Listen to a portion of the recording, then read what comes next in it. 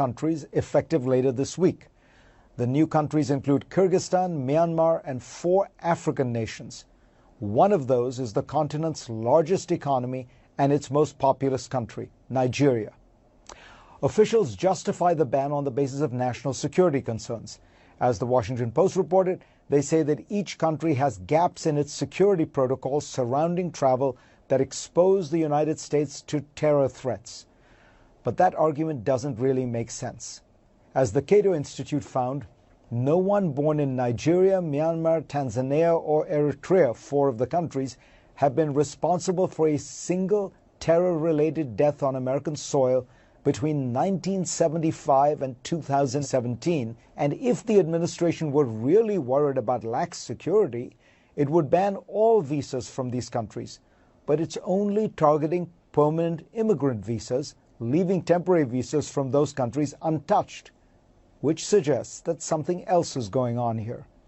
Last year, when Trump unveiled a new immigration plan, White House aides told the Washington Post that Trump wanted high-skilled, well-educated, English-speaking immigrants who could assimilate easily and give back to the country.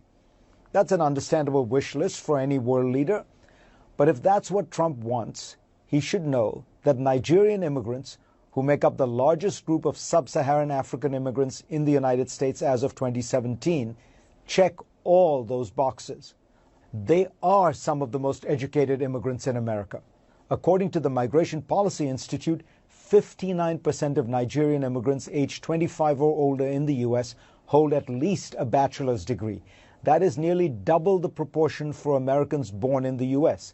It is also more than the proportion for immigrants from South Korea, China, Britain, and Germany.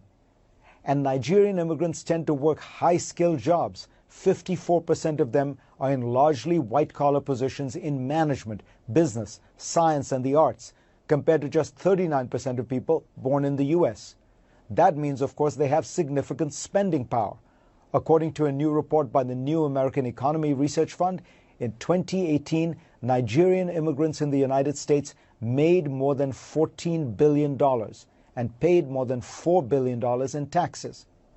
And the Nigerian diaspora around the world sent back almost $24 billion in remittances in 2018, contributing to a Nigerian economy that is more dynamic than many people, including maybe Trump himself, realize. Nigeria was once thought to be just an oil economy, but today services account for more than 50% of its GDP. Technology is now 10%, according to the Center for Global Development. A growing middle class is increasingly educated and aspirational. Nigeria is America's second largest African trading partner, and the U.S. wants to double existing trade and investment in Africa. As the former ambassador to Nigeria, John Campbell, notes, that goal, taken alongside the ban, amounts to, quote, policy incoherence, unquote. In terms of politics, however, it has an obvious dark logic. Trump has often made it plain he doesn't like immigrants from poor countries filled with brown and black people. As the New York Times reported in 2017, he complained to aides that Nigerian migrants would never go back to their huts. The next year, the Washington Post first reported that in a meeting with lawmakers, he said he wanted more immigrants from Norway and fewer from Haiti and African nations, or as he famously dubbed them, shithole countries. Throughout the 2016 campaign, Trump described Mexicans as criminals and Muslims as terrorists.